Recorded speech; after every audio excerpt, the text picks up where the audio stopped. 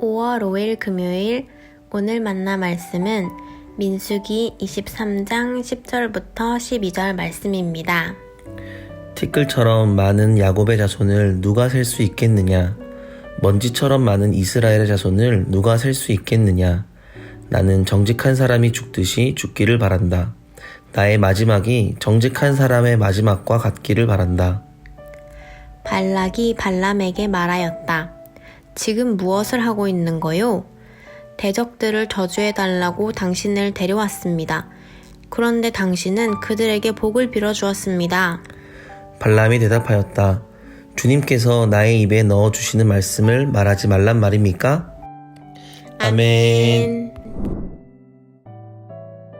오늘 만나러 만나주시는 하나님을 기대합니다. 하나님의 백성은 하나님의 뜻을 따라 걸어가기 힘씁니다. 이런 하나님의 백성을 회방하려는 시도는 시대가 따로 없습니다. 진리를 따라 살아가는 삶은 동서고금을 막론하고 세상의 거센 저항을 불러오는 법입니다.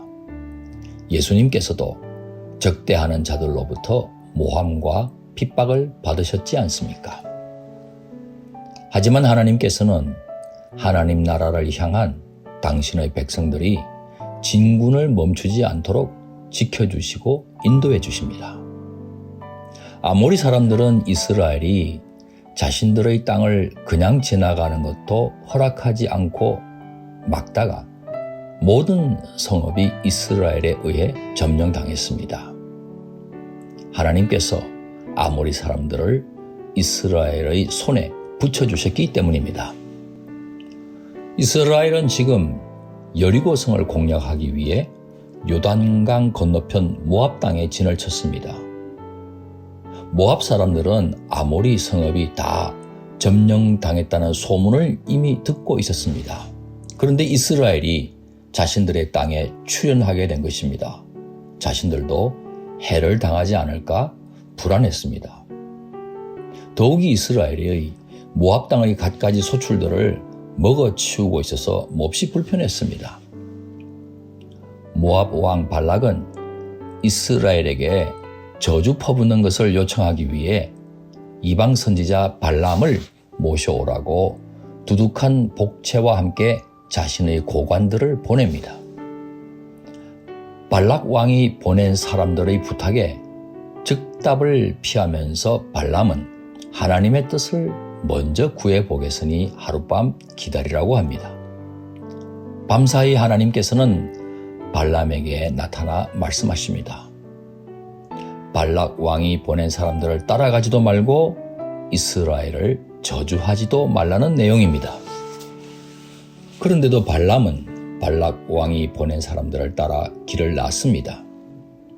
하나님께서는 발람이 타고 있던 나귀를 사용하여 그 길을 막아 서셨습니다. 하지만 발람은 마중 나온 발락 왕을 결국 따라가고야 말았습니다.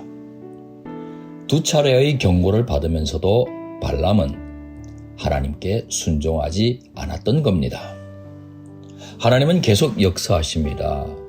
발락과 그 고관들 앞에 발람이 서기 전에 당신의 말씀을 그의 입에 넣어주셨던 겁니다.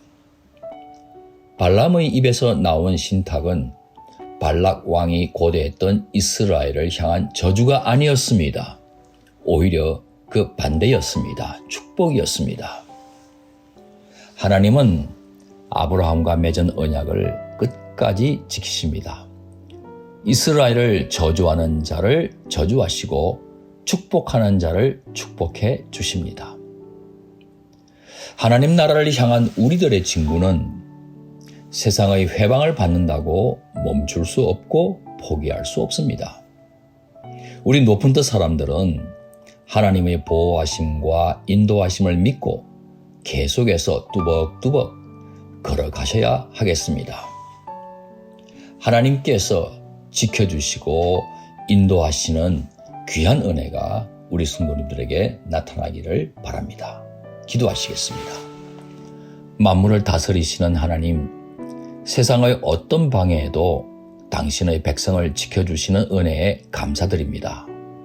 끝까지 지켜주시는 하나님의 약속을 신뢰하고 하나님 나라를 향해 계속해서 진군하도록 도와주옵소서. 예수님 귀하신 이름으로 기도합니다. 아멘. 이제 두 가지 제목으로 함께 기도하겠습니다. 첫째, 오늘의 말씀을 따라 기도하겠습니다. 어떤 시련과 방해에도 불구하고 그보다 더 크신 전능하신 하나님을 바라보는 가운데 바른 길 걸어가려고 몸부림치는 높은 뜻 사람 되게 해 주옵소서.